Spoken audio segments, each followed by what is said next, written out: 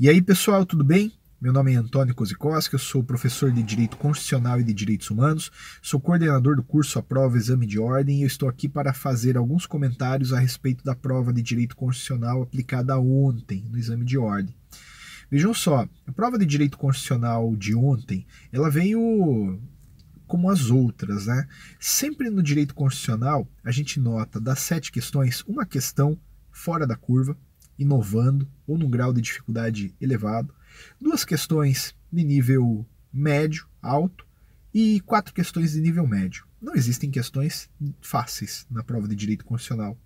O Direito Constitucional não é uma disciplina fácil, mas essas questões vieram abordando, em sua grande maioria, tópicos que trabalhamos em sala de aula, tópicos que usualmente caíam. Por exemplo, veio uma questão sobre direito de reunião. A gente trabalhou muito o direito de reunião em sala de aula e falamos que não pode uma reunião frustrar outra anteriormente convocada para o mesmo lugar. Portanto, aquela questão, ela estava muito tranquila, houve uma movimentação para reunião no lugar, veio outro grupo querendo reunir-se no mesmo lugar e ora, naturalmente não pode. Além disso, uma questão sobre nacionalidade, bem tranquila, né? Aquela pessoa do enunciado tinha total condições de se naturalizar. Ela poderia sim naturalizar-se brasileira e nessa condição poderia inclusive exercer o cargo político ali mencionado, prefeito. Por quê? Porque não é um cargo privativo de brasileiro nato. Concorda? Bem simples essa questão. Veio também uma questão sobre revogação de Constituição. Olha, em que pese não tenha esse tema sido tratado em sala, ele não foi de forma expressa. A gente sempre fala sobre constituições, o advento de uma acaba superando a outra. Essa é a ideia, é a teoria da revogação completa. Quando uma Constituição entra em vigor, a outra é totalmente revogada. Concorda comigo? Aí uma questão a respeito de mutação constitucional. A gente trabalhou incidentalmente esse tópico. Eu mencionei que é possível alterar a norma constitucional sem alterar o texto. Concorda? É o caso da mutação constitucional, portanto, bem simples. Veio uma questão, aí já vieram algumas questões de nível um pouquinho mais complexas, né? Por exemplo, uma questão sobre estado de defesa. Olha, o estado de defesa, a gente sabe que ele é uma medida excepcional, excepcionalíssima, na verdade. E em que pese no estado de defesa o presidente poder fazer aquelas restrições a sigilos de correspondência, comunicações, ele não pode fazer por tempo indeterminado. Então isso aqui acabava anulando a questão, concorda comigo? E aí também a gente trabalhou, a gente viu na prova aparecer uma questão a respeito do processo legislativo sumário. Lembra? O processo legislativo sumário. O presidente, essa foi acho que a pior de todas. O presidente, ele pode sim iniciar o processo legislativo, como qualquer parlamentar. Agora, quando ele, presidente, começa o processo legislativo, ele pode pedir urgência. Nos projetos de iniciativa dele, ele pode pedir urgência. Tá bom? Naquele caso da questão, não poderia ter sido solicitada urgência, por quê? Porque a iniciativa era justamente parlamentar, era de um parlamentar e não do próprio presidente. Então aí não haveria falar-se nisso. Vejam só, eu não vejo questões passíveis de anulação. Claro que a gente precisa também depurar um pouquinho a prova, compreendê-la melhor. Não vejo, a princípio, nada passível de impugnação. Né? Se deu para passar, ótimo. Se não deu, vamos lá, vamos nos concentrar, tentar entender o que houve, tentar medir aí o nosso desempenho, o que atrapalhou. Mas, por enquanto, é isso. O direito constitucional veio num nível usual. Tá bom? Eu agradeço a tua confiança, agradeço aí a sua paciência. Vamos conversando, nos vemos. Um beijo para vocês, tudo de bom.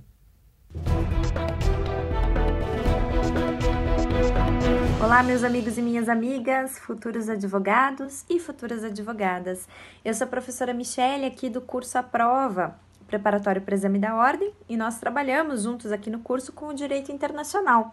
E hoje eu tô aqui na minha casa, nesse domingo à noite, friozinho em Curitiba, dando uma olhadinha nas suas questões nas questões que você acabou de enfrentar aí no seu 26º exame da ordem.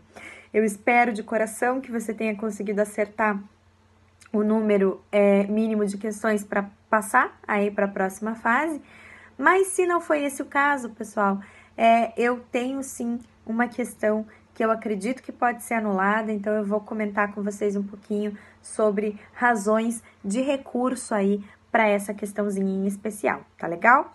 De modo geral, pessoal, a prova de Direito Internacional foi uma prova que teve uma questão de nacionalidade, que é o que costuma acontecer, uma questão de asilo diplomático, né, que também não é um assunto que entra na questão de condição jurídica do estrangeiro, né? Teve uma questão de refúgio, que é um tema tanto do direito internacional quanto dos direitos humanos, né?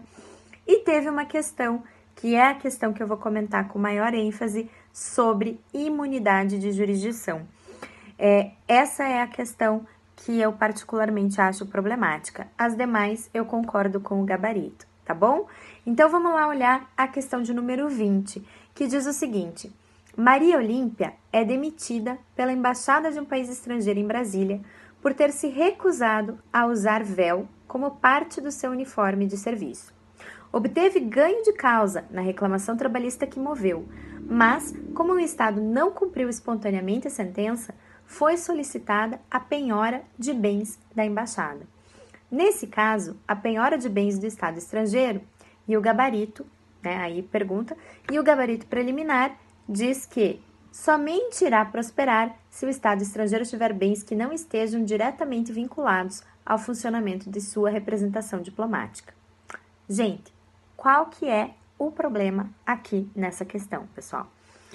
O problema dessa questão é o seguinte: esse posicionamento é bacana, esse posicionamento é coerente, esse posicionamento é adotado pelo Tribunal Superior do Trabalho. Mas esse posicionamento não é o posicionamento adotado pelo Supremo Tribunal Federal.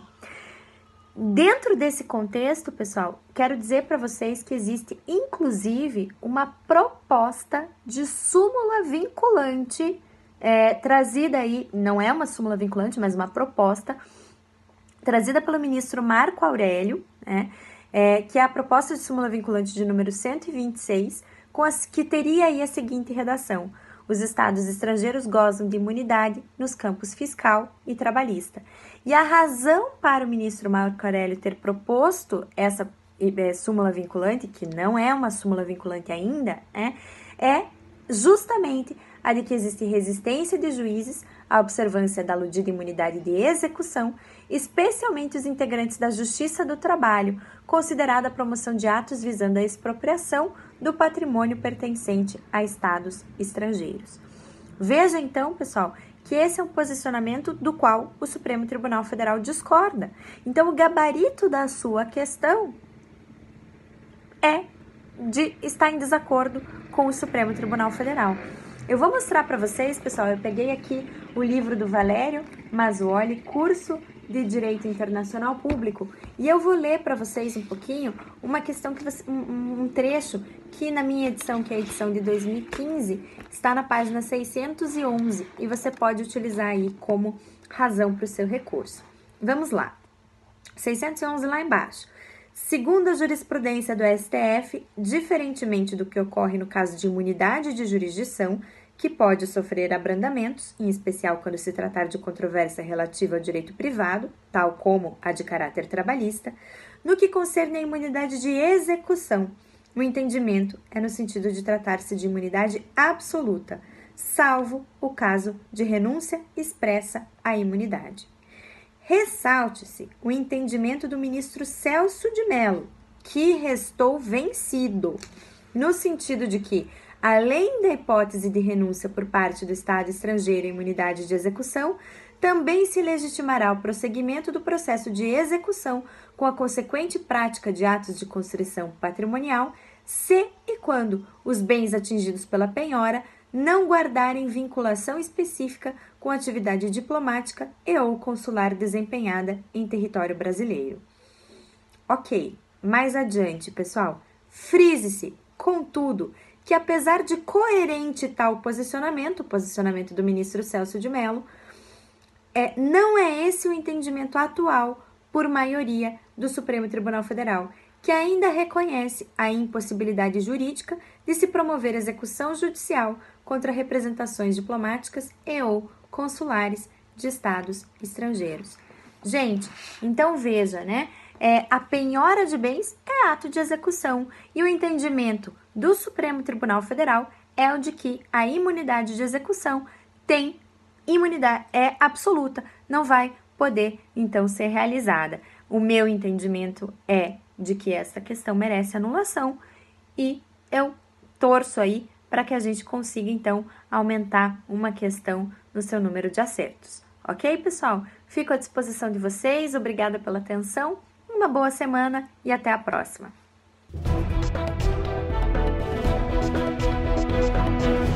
Olá, queridos alunos, tudo bem? Eu sou o professor Guilherme Corrêa, professor de Direito Processual Civil aqui da Prova Concursos, e estou aqui rapidinho para passar alguns comentários sobre a OAB na parte de processo civil. Questões 51 até a 57, a gente teve processo civil, nenhuma delas passível de recurso. Tá? A OAB inovou um pouquinho porque cobrou 3 questões envolvendo temas de ações, de legislações esparsas. Então tivemos 2 questões de ação civil pública, né, a 51 e a 57, mas tudo texto de lei, uma delas intervenção obrigatória do MP, a outra legitimidade das associações. Tivemos a 56 de juizados especiais também, bem tranquila, que falava sobre a sucumbência recursal, somente o recorrente vencido tem que pagar honorários e custas. A 52 sobre a ação de família, né, sobre a audiência de conciliação e mediação, especificamente nas ações de família, em que é possível requerer a suspensão do processo, né, até que as partes tentem uma mediação extrajudicial, por exemplo, e muita gente se confundiu achando que o MP teria que ir nessa audiência. Na verdade não, nessas ações o MP é ouvido antes da homologação do acordo apenas. 53, apelação em razão de indeferimento inicial, que comporta retratação do juiz num prazo de 5 dias, e aí a 54 e a 55, tutela de evidência, no que toca a concessão liminar dela, cópia do 311, deixando claro que quando você ajuiza uma ação requerendo tutela de evidência e pede isso com base no abuso de direito de defesa, há necessidade de oitiva prévia do réu. E a outra, cumprimento de sentença, em que a parte veio, pagou uma parte apenas do valor, e a questão envolvia justamente isso. Se pagou apenas uma parte, tem que incidir multa sobre o restante, beleza? Então, em processo civil, prova bem tranquila, fugiu um pouquinho do padrão, mas nada difícil, prova bem fácil, bem texto de lei e coisas bem intuitivas, beleza? Um grande abraço, espero você na segunda fase, até mais. Olá, esse domingo foi realizada a primeira fase do 26º Exame da Ordem. Então eu vim aqui comentar as 2 questões de direito ambiental que eu espero que você tenha gabaritado e tenha sido aprovado. E aguardamos você na segunda fase aqui na prova. Então, questão 33 da prova branca fala sobre saneamento básico. A alternativa correta é a estrutura de remuneração com base em subsídios para atender usuários e localidades de baixa renda pode ser estabelecida, conforme artigo 29 e 30 da Lei de Saneamento Básico. Segunda questão de direito ambiental, questão sobre o CAR, questão facílima, questão 34. Então, na questão, a resposta correta é que a Gabriela tem a obrigação de registrar o imóvel no CAR. O registro não será considerado título para fins de reconhecimento do direito de propriedade ou posse, conforme o artigo 29 do Código Florestal. Então, espero que você tenha gabaritado. Aguardamos você aqui na prova na segunda fase e boa sorte. Até mais!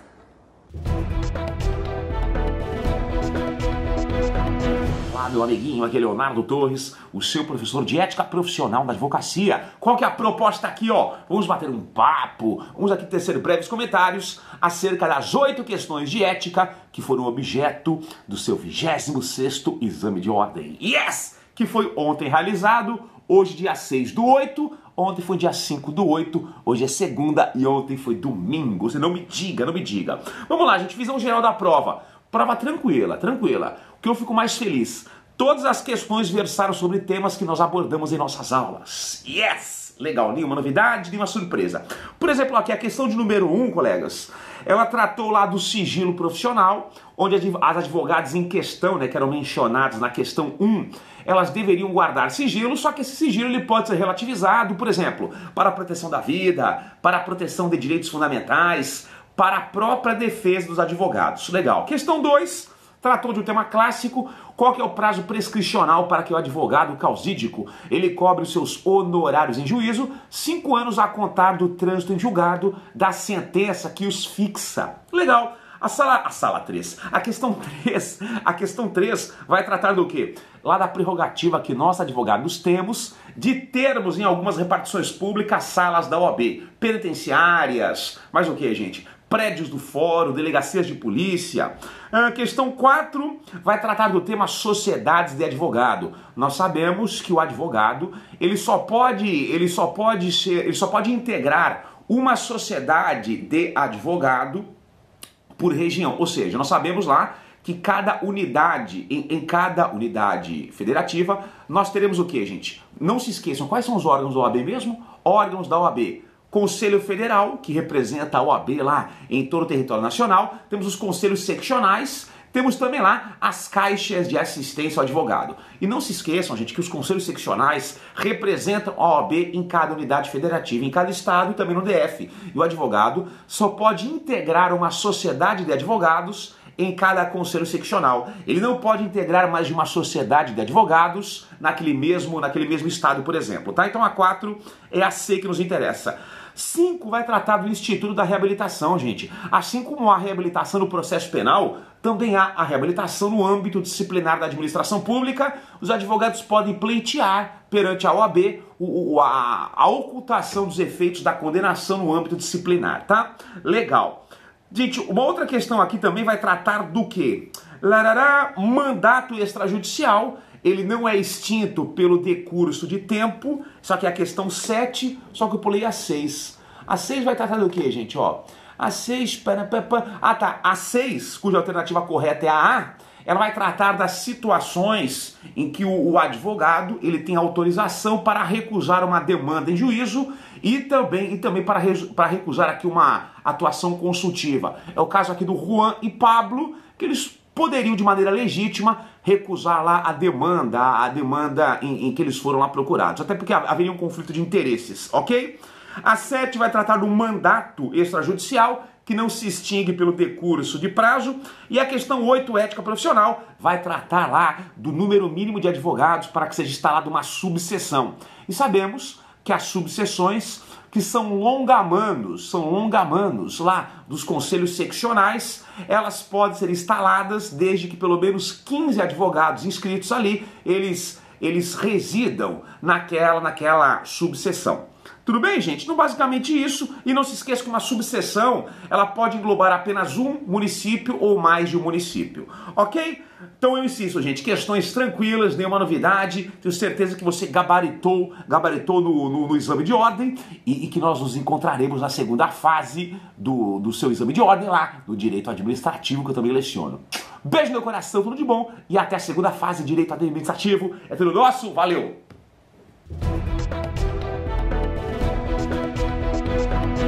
Olá, meus amigos, olá, minhas amigas, olá, futuros advogados e futuras advogadas, tudo bem com vocês? Meu nome é Guilherme Rittel, sou professor de Penal e Processo Penal do curso à prova Exame de Ordem e quero comentar com vocês rapidamente a nossa impressão sobre a prova, o 26º Exame de Ordem. Olha só, nós vamos usar aqui para critério de análise a prova tipo 1, a prova branca, tá? Ali você vai encontrar as questões de direito penal, esse primeiro vídeo é para isso, que vão ali da questão 58 até a questão 63, combinado?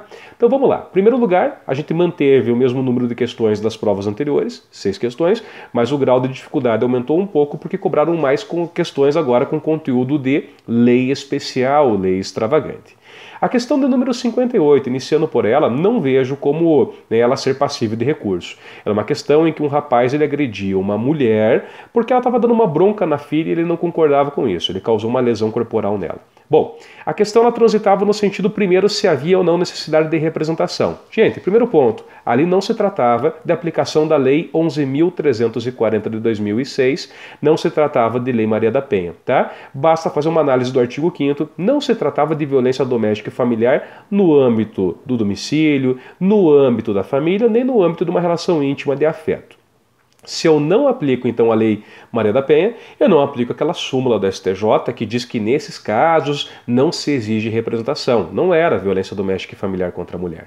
Então, sim, eu tenho que voltar os olhos à Lei 9.099 de 95, que vai prever no artigo 88 a necessidade de que haja representação na lesão leve e lesão culposa. Portanto, exige-se representação. Segundo, foi válida a retratação dela? E aí eu vou lá para o Código de Processo Penal e sim, eu descubro que foi válida. O Código de Processo Penal ele diz que não caberá retratação depois de oferecida a denúncia. A contrário senso, antes de oferecida, cabe retratação. Resposta correta, letra D de dado. A 59 falava sobre um sujeito que teria desviado mais de R$500 mil dos cofres públicos, né? Essa questão dizia que ao final ele foi condenado a 3 anos, mas o juiz não falou nada sobre perda do cargo. Ah, professor, mas a questão não disse que ele era funcionário público. Mas ela dá a entender. Se nada é mencionado em relação a ele perder o cargo, é porque então era um funcionário público, tá bom? O ponto haviam duas problemáticas aqui. A primeira, a perda do cargo, ela é automática nesses casos ou não? E aí é simples, a resposta está no artigo 92, tá? É só você ler lá, você encontra a resposta. O parágrafo único diz que sempre a perda do cargo tem que ser motivada, ela nunca é automática. Então primeiro começa por aí, o juiz estava certo. Agora, segundo ponto, então ele poderia não ter determinado a perda do cargo como ele assim o fez, não determinando, não fundamentando. O segundo ponto era, caso ele quisesse, poderia determinar a perda ou não, porque algumas alternativas elas eram divergentes nesse sentido. Resposta, sim. Ah, mas professor, a pena era inferior a 4 anos. Mas calma lá, E aí, os 4 anos são necessários no caso do artigo 92, inciso 1, a linha B. Mas nós estamos falando da linha A, que não impõe limite de pena. Aquele caso em que a pessoa falta com um dever para com a administração pública. Resposta correta, letra D de dado. A questão 60 era uma questão que ela abrangia conteúdo da lei dos crimes hediondos, a 8.072. Então, assim, em síntese, você responde lendo o artigo 1º e 2º da lei dos crimes hediondos. Ela trazia 3 crimes praticados por 3 pessoas, tá? E perguntava quais dessas pessoas poderiam ter o indulto. A questão é simples. O que for hediondo não admite indulto, o que não for admite indulto. Beleza? Então assim, havia um homicídio simples. Homicídio simples, olha só, a regra é não ser hediondo. Só seria se fosse em atividade típica de grupo de extermínio, mesmo que por uma só pessoa. Não foi o caso. Não era o caso. Então, se não era o caso, o homicídio simples não era hediondo, cabia indulto. Fechou? Segundo, um roubo majorado pelo concurso de pessoas. Muito que bem. O roubo só é crime hediondo se for seguido de morte. O latrocínio. Portanto, no caso, não era um roubo seguido de morte. Então, não era hediondo, logo cabia indulto. Então, homicídio e roubo lá cabia indulto. E o terceiro falava no caso de estupro. O estupro é hediondo, esse não admite indulto. Maravilha? Isso está no artigo 2º da 8.072 de 90. É essa questão que eu já estou vendo ouvindo alguns comentários sobre recursos. Assim, eu costumo ser muito sincero, talvez até mais do que deveria, mas é que realmente eu não quero aqui também trazer falsas esperanças. Eu não vejo muita viabilidade no recurso dessa questão, achei que ela realmente está bem redigida, enfim. Mas e aí eu tenho essa obrigação de passar para vocês, há quem diga, há quem entenda, que a questão ela deu a entender também que essas 3 pessoas praticaram esses crimes em concurso de pessoas, artigo 29 do Código Penal. E se assim o foi, todos eles responderiam por todos os crimes. Logo, nenhum deles teria direito a indulto em relação ao crime de estupro. Então tá aí um argumento caso você tenha perdido essa questão e queira recorrer. A questão 61 era uma questão que falava sobre abolício crimes. Respostas, artigo 2º caput do Código Penal e artigo 107, inciso 3 também do Código Penal. A questão era, uma pessoa respondia a um processo por um determinado delito, outra pessoa já estava cumprindo pena também por um fato que era esse mesmo delito, tá? A questão é, houve uma lei nova que não mais previa essa conduta como sendo crime, então uma lei nova que acaba abolindo o crime, abolisse o crime. Muito que bem. Quais seriam os efeitos? Em relação àquele que está respondendo ao processo, eu tenho ali uma causa extintiva da punibilidade, o artigo 61 do Código de Processo Penal diz que o juiz pode extinguir a punibilidade a qualquer momento. Mais do que isso, se for no momento da resposta à acusação, é uma causa de absolvição sumária, conforme o artigo 397 do CPP. E para aquele que já estava cumprindo pena? Se você for lá na Lei de Execuções Penais, você vê que é de competência do juiz da execução, 66, inciso 1, se não me falha a memória, tá? Justamente decidir quando há surgimento de uma lei nova que seja mais benéfica ao agente, que era o caso. Só que aí, o que é interessante é que nesse caso, para quem já cumpria a pena, ou seja, já estava condenado anteriormente, realmente vão cessar todos os efeitos penais. Mas os extrapenais, eles persistem. Então a resposta era a letra C, de cebola. A questão 62 era uma questão do sujeito que arremessava uma pedra querendo causar um crime de dano, mas no final das contas ele não atingia o objeto pretendido, pelo contrário, ele atingiu a cabeça de uma pessoa que veio a óbito, mas ele não tinha essa intenção. A resposta você encontra no artigo 74 do Código Penal, resultado diverso do pretendido, tá? Então, o que vai acontecer? Ele só responde pelo resultado diverso do pretendido, a morte, se houver a modalidade culposa. Existe homicídio culposo? Claro, 121, parágrafo 3º do Código Penal. Essa era a resposta. Professor, e o dano? Tem tentativa? Nesse caso não, ele só responde pelo resultado diverso do pretendido. Maravilha? E, por fim, a questão 63, ela falava de uma pessoa que teria matado várias outras com as mesmas condições de tempo, lugar, modo de execução, e basicamente ela perguntava se cabia ou não o se cabia ou não o crime continuado, né? Anos atrás, isso poderia gerar uma polêmica grande, porque tinha a súmula dizendo que não cabia. Hoje essa súmula foi superada, tranquilo, porque está na lei. Meus caros, artigo 71, parágrafo único, é o que a gente chama de crime continuado específico. Trabalhamos com isso em sala de aula, tá?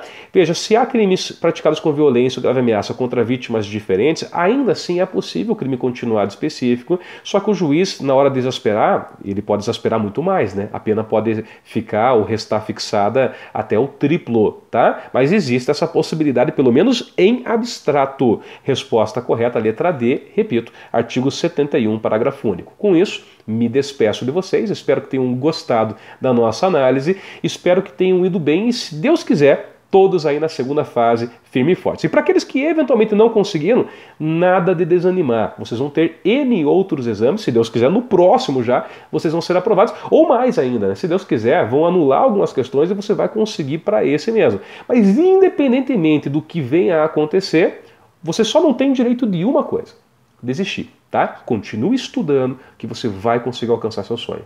É isso. Muito obrigado, fiquem todos com Deus e até uma próxima oportunidade. Boa tarde, vim comentar prova de direito do consumidor de ontem, do dia 5/8, prova do 26º exame.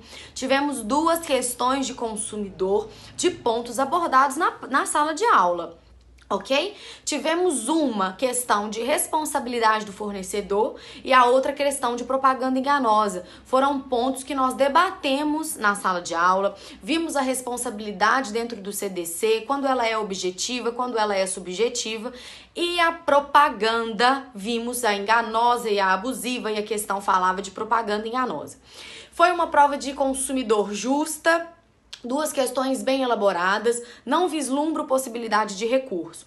Mas se você, por algum motivo, não conseguiu obter êxito nessa prova e quer insistir num recurso, entre em contato comigo que eu vou te dar a minha opinião a respeito da questão, se você encontrou alguma irregularidade no âmbito do direito do consumidor. Se você não precisa disso e passou, eu te desejo uma ótima preparação na segunda fase, que Deus te ilumine, que Deus te abençoe e manda notícias para mim, que eu fico extremamente feliz com a aprovação de vocês. E você que infelizmente não conseguiu passar, não desanima, ergue a cabeça e segue em frente, estuda mais, veja nos pontos que você errou para que você possa ter êxito na próxima questão, mas não desanima, ok? A diferença de quem passa e quem não passa é a perseverança, é não desistir. No mais, contem comigo, um forte abraço, um beijinho.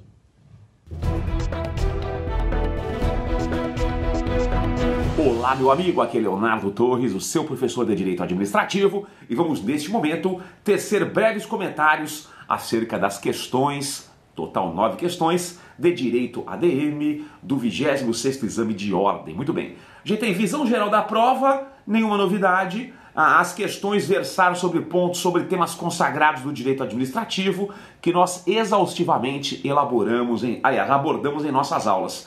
Nenhum tema que aqui foi abordado, nós deixamos de comentar em nossas aulas. Isso é muito bom. Ok, gente? Foram aqui, ó, da 26 a 33, puro direito administrativo. As questões versaram sobre vários temas consagradíssimos, temas clássicos, serviços públicos, lei de improbidade administrativa, contratos da administração pública, servidores públicos, dentre tantos outros temas. Professor, você pergunta, tem possibilidade de recurso? Eu vejo aqui, gente, uma possibilidade, mas enfim, não é uma tese tão robusta, mas vamos aqui comentar. Antes disso, ó, questão 26 falou sobre serviço público, trazia o caso concreto lá de um munícipe que ele mesmo realizava coleta seletiva de lixo inorgânico, e ele, conforme esse entendimento, na visão dele, já que ele mesmo realizava a coleta de lixo, ele não utilizava lá o serviço público de coleta de lixo, então ele não deveria pagar a tarifa. Gente, na verdade, uma tese falível, porque por mais que ele realizasse lá a coleta,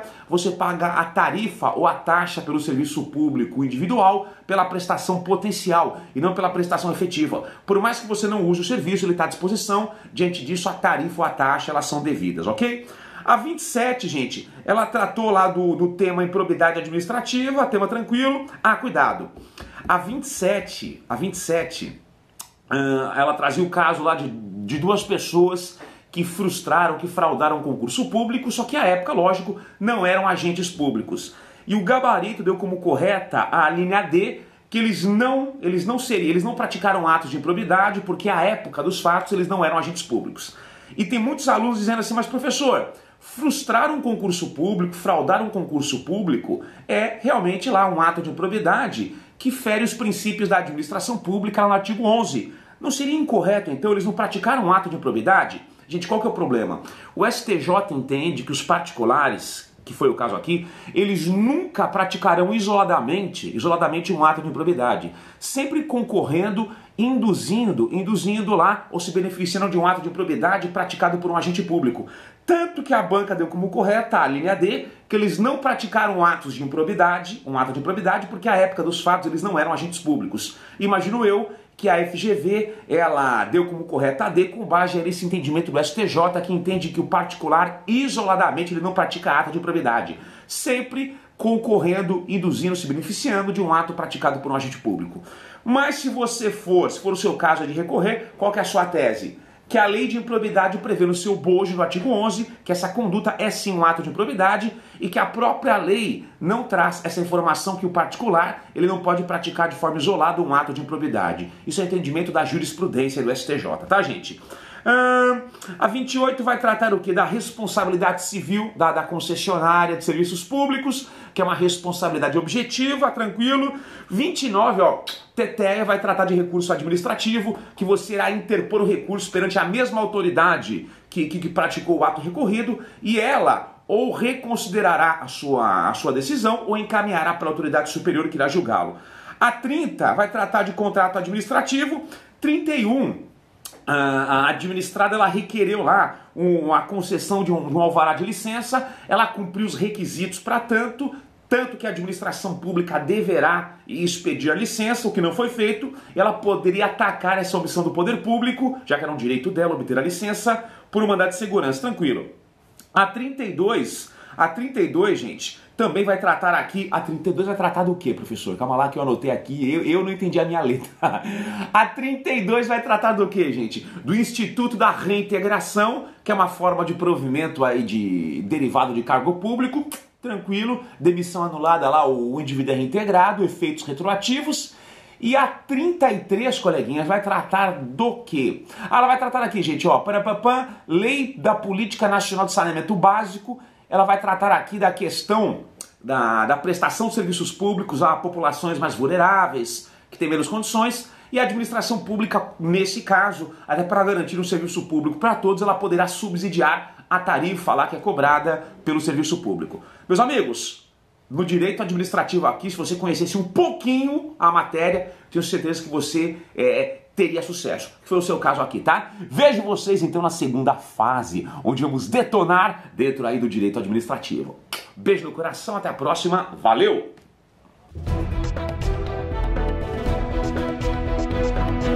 Boa tarde, boa tarde. Ontem foi o seu 26º exame de ordem, prova da OAB no dia 5/8, e hoje eu vim aqui comentar o que caiu na prova e comentar se há alguma chance de recurso dentro do direito civil.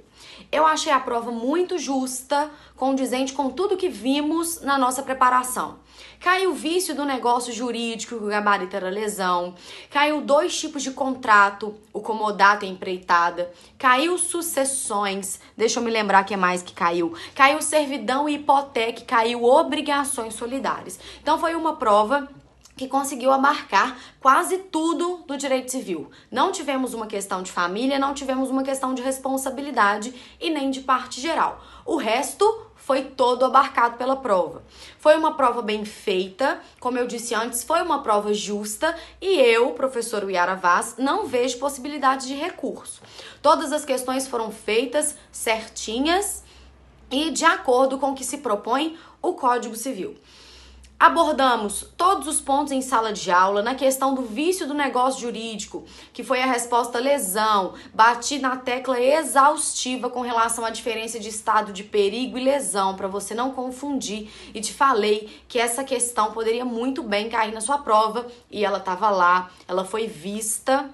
Ok? Questão de solidariedade, vimos nas aulas de obrigações, vimos a solidariedade nas disposições gerais, vimos só a solidariedade passiva, só a solidariedade ativa, então nós abarcamos toda a questão. Acredito que se você estudou e se empenhou nessa parte das obrigações solidárias, você não teve dúvidas. A regra de partilha da questão que estava na OAB foi tranquila, foi uma partilha tranquila, então eu acredito que você tenha tido muito sucesso na sua prova de direito civil. De qualquer forma, se você não obteve êxito e quer discutir possível recurso, entre em contato comigo, que nós vamos discutir e eu vou te falar o meu posicionamento com relação àquela questão e te dar o caminho das pedras caso você queira insistir no recurso, ok? Mas, se você não precisou disso, você passou, quero te dar os parabéns, quero te desejar uma preparação para a segunda fase maravilhosa, que Deus te ilumine e te abençoe e que tudo vai dar certo, ok? Ótima preparação para a segunda fase, um forte abraço e até mais!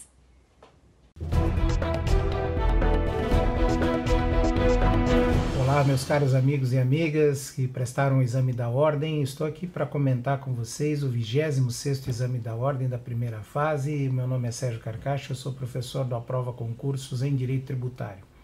A prova que eu vou comentar é a prova azul, que é aquela que eu tive acesso, e nesta prova as questões de tributário estavam entre as questões 22 a 26, seguindo a tradição mais moderna da Fundação Getúlio Vargas, onde as questões são de 5, né? O número de questões de tributário são 5. O nível da prova, de uma maneira geral, estava de médio para difícil. Ele manteve o grau de complexidade tradicional da prova da OAB em direito tributário, o que exige que o candidato estude bem a matéria, que ele leia bastante os textos, sobretudo Constituição, Código Tributário e legislação, especialmente a Lei 6.830, as leis que nós indicamos ao longo do nosso curso para vocês. Mas eu tenho a impressão que quem seguiu o nosso curso regular e estudou um pouquinho em casa deve ter conseguido êxito provavelmente nessa prova aí, tá? Bom, as questões da prova azul, a questão 22 abordava a questão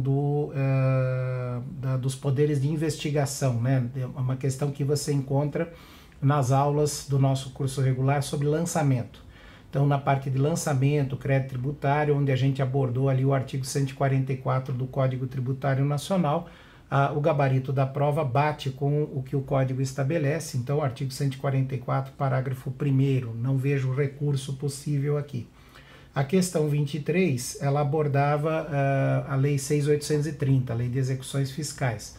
E ali a resposta do gabarito, letra D de dado, bate com os artigos 9º e 25 da Lei 6.830. E como está batendo, também não tem possibilidade de recurso aqui, tá? Quem estudou conosco ali a aula de processo tributário, a gente comentou o artigo 16 da Lei 6.830, que toca no seguro-garantia. Então teria condições de responder a questão, apesar de que nós não vimos esse detalhe que a questão abordou aqui, né? Questão número 24 fala sobre a competência territorial. Então a resposta está batendo com o artigo 147 da Constituição Federal, que fala da questão do território, né? Então, quando ele é dividido em municípios, compete ao município legislar, né? Então, letra B de bola seria o gabarito. Questão 25, questão relativa a sigilo bancário. Jurisprudência do Supremo Tribunal Federal, em sede de repercussão geral, estabeleceu que ele é legítimo. Eu cheguei a comentar isso, se não me falha a memória, no nosso curso regular, né? Quando a gente falou dos sigilos fiscais, do sigilo bancário, o sigilo bancário foi admitido pelo Supremo como válido, né? O recurso extraordinário 601/314 do Supremo Tribunal Federal. Então aqui a resposta à letra A, também não há possibilidade de recurso no meu entender. E a última questão, a 26, uma questão sobre taxa, questão tranquila, né? Quem estudou conosco ali viu que a taxa ela é devida quando o serviço é potencialmente prestado. Então, o artigo 79 do Código Tributário Nacional, a resposta bate com o código, né? De forma que não haveria também base para recurso. De uma maneira geral, a prova bem elaborada, não vejo margem para recursos, com chance de êxito, né? E trabalhando em cima principalmente do Código Tributário Nacional e da Constituição. Então ficou dentro do esperado, porém com um grau de complexidade um pouquinho maior do que em algumas provas que nós já vimos no passado, mas quem estudou tenho certeza que teve chance de êxito aí. Bom, muito obrigado então pela sua atenção, espero que você tenha ido muito bem na prova e que a gente se veja na segunda fase. Um grande abraço, tchau, tchau.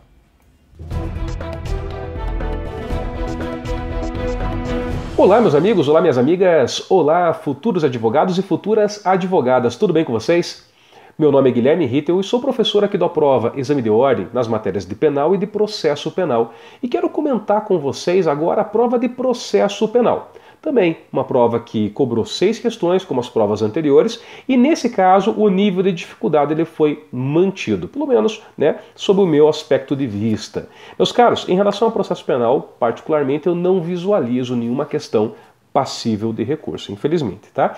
Mas de qualquer forma, né, se você tem algum ponto, enfim, até eu peço, comente conosco, enfim, se for um caso realmente que a gente, né, veja a viabilidade, podemos até ajudar na elaboração aqui de razões de recurso. Mas eu achei a prova fechada, enfim, muito bem elaborada, né, não consigo visualizar.